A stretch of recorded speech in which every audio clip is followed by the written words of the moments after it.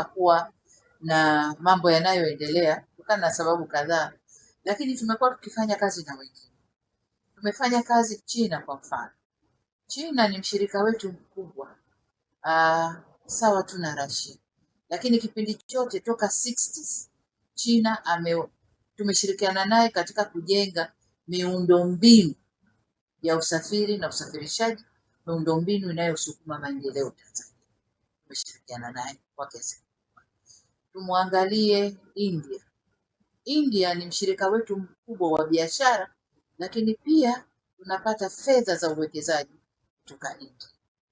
Tukizungumzia Japani kwa mfano. Japani tumekuwa tukifanya naye toka miaka yote huko nyuma. Tumeendelea naye na tumeingia naye kwenye sekta za elimu, kwenye sekta za uendezaji wa miji, sekta mbalimbali tumefanya na Japani. Tumchukue Europe.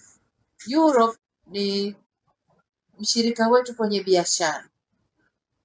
Europe anachukua sana mazao ya Tanzania. Tuko naye kwenye biashara na sisi tunaagiza vitu vingi kutoka kwao. Lakini pia Europe ni source yetu ya kupata pesa za uwekezaji. Tunafanya na Europe. Twende wapi? Marekani. Marekani pia ni mshirika wetu mkubwa sana. Wote mnajua kwamba nchi inayoongoza kwa kuleta watalii Tanzania ni Marekani. Marekani inaongoza. Lakini pia tunafanya nao kwenye miradi tofauti. Kuna kampuni zipatazo 420 na karibu 500 za Kimarekani zipo Tanzania kwenye sekta zote, madini, utalii, kwenye sekta zote wapo, tunafanya nao. Lakini Marekani pia ni tuseme nini, ni mshirika mkubwa kwenye uwekezaji wa Tanzania. Tunazungumzia LNG. Tunapozungumzia LNG ni Europe na Marekani wako ndani. Tukizungumzia graphite kule Lindi na kwengineko ni Marekani. Tukizungumzia Kabanga inayopigwa kelele sasa hivi, tunamaliza mazungumzo, ni Marekani.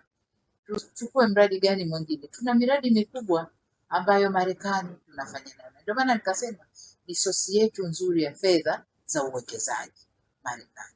Tunapokuja Russia na wenyewe kwa kipindi kirefu hapa hapakuwa na activities kwa sababu kadhaa. Kwanza kwamba mabadiliko ya siasa za dunia, lakini pili vikwazo wanavyowekewa Russia. Lakini na sisi kwa upande wetu miaka ya 80, 70, mwisho 80 tuliingia kwenye adjustment program, structural adjustment programs ambazo zinasimamiwa na World Bank, na kwa wakati ule hatukuweza kufanya na watu wengine wowote isipokuwa wao. Kwa hiyo mpaka tumemaliza ile phase na tunaendelea nao mpaka leo. Kwa sasa hivi siasa za dunia na chumi za dunia zilivyobadilika, kama Tanzania sisi hatuchagui wa kufanya naye kazi, ila tunakusanya kila mtu anayeweza kufanya kazi na sisi aje tufanye naye kazi na sisi. Kwa tunaposema hatufungamani na upande wote, mtaangalia wale super power za block zote wapo, tunafanya nao kazi. Wa Ulaya tunafanya nao kazi, wa Marekani tunafanya nao kazi, wa China wapo, Warusi ndio tumekuja hivi, wengine tunafanya kazi Asia, tunafanya nao kazi, Japan, India tunafanya nao kazi. Singapore, nikirudi kesho kutwa kuna ziara, rais wa Singapore anakuja Tanzania. Hiyo ndio maana ya kwamba hatufungamani na upande wowote, hatuchagui, tunakusanya. Miaka ya nyuma mtoto alikuwa anasubiri mpaka mwalimu aje ili aweze kumfundisha. Kwa sasa namna teknolojia ilivyokuwa, mtoto anaanza kujifunza mwenyewe bila kumtegemea mwalimu yoyote. Hivyo basi tablet zetu _TZ tumeweza kukuletea tablet ya KT37 kwa bei ya 2,500 tu.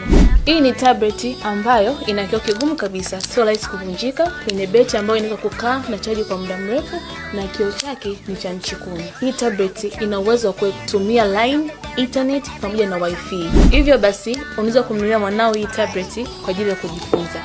Usiweze kupitwa na ofa hii kutoka tablet zetu _TZ. Tunapatikana Sinza Mall, Dar es Salaam. Unaweza kuwasiliana nasi kwa nambari 0759591123 au kupitia mitandao yetu ya kijamii kwa jina la @tabletzetu_TZ.